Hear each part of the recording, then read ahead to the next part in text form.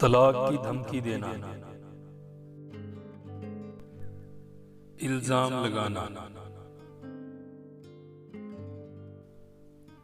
बीवी को उसके रिश्तेदारों से मिलने ना देना,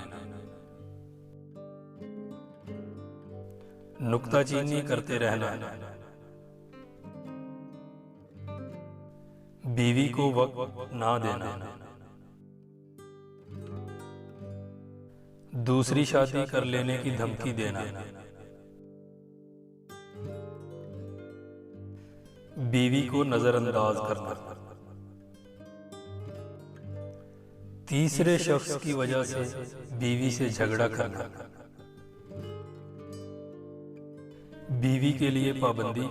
अपने लिए आजादी, बेइज्जत करना,